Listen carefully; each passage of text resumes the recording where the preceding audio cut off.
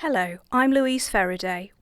I wanted to share with you a truly unique volume we hold at Stoke-on-Trent City Archives. It's probably our heaviest item. This colourful volume was presented to Mr. George Melly in 1875.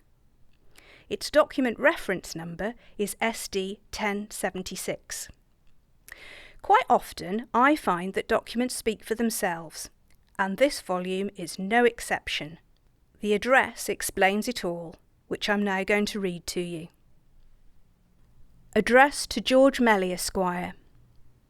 Sir, the electors of the Parliamentary Borough of Stoke-upon-Trent, whose signatures are hereto appended, desire to offer the very earnest assurance of their regret at your withdrawal from the representation of the borough, and of their sympathy with you in the circumstances which have interrupted a connection so exceptionally cordial, constant, and intimate. Your friends desire to acknowledge the accurate conception you have shown of the special and complex peculiarities of the district and its various needs. They cannot forget that you have been always on the alert to protect and promote its well-being, that you have won the confidence in every town of those who have been most active in municipal, commercial, and social movements, who have ever found you, without regard to party, ready to help with sagacious counsel and untiring personal service, while all philanthropic objects, especially those for the education and recreation of the people, have had your ready and generous support. With delight and pride, your constituents have observed the honourable and influential position to which you have attained in the House of Commons. By the ability with which you have discharged every duty devolving upon you, and especially by your contributions to legislation upon such subjects as peculiarly affected the working classes or bore upon education temperance, and the relationships between capital and labour.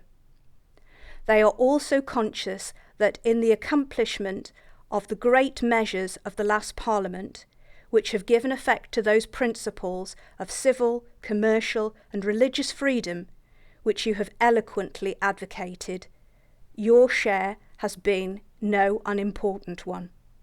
It is believed that your loss will be felt and regretted by vast numbers who have had no local connection with you, but who are interested in the progress of social and political reform.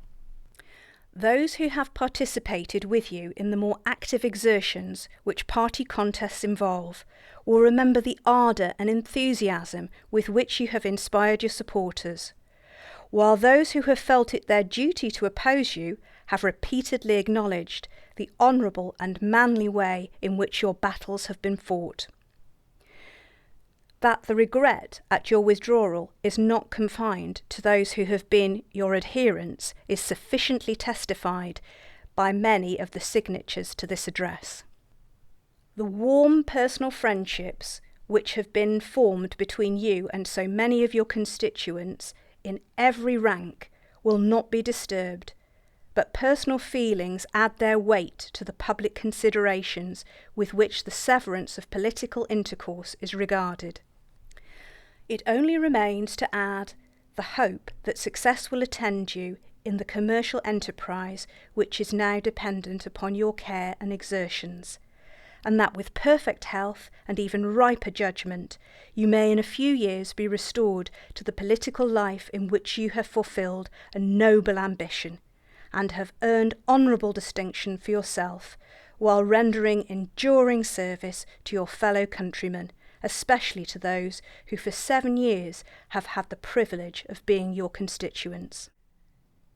We are lucky enough also to have a contemporary list with this volume, listing the photographs on each page, and also the artist who created each beautifully illuminated page. Included are photographs of Longton, Fenton, Stoke, Hanley, Shelton, Etruria, Cobridge, Burslem, Longport and Tunstall. The artists include Thieker, Dewsbury, Bishop, Moorcroft, Dickinson, Leadwood, Maddox, Parr and Wildblood. Here is the heavy front cover adorned with brass and of course ceramic elements, featuring the coats of arms of each of the 6 towns. When the volume was conserved by a conservator a short while ago, the decision was made to carefully remove this precious original cover, as its weight had severely damaged the volume. I hope you've enjoyed learning about this volume, which is just one of the many fascinating items we hold at Stoke-on-Trent City Archives. Thanks for watching and listening.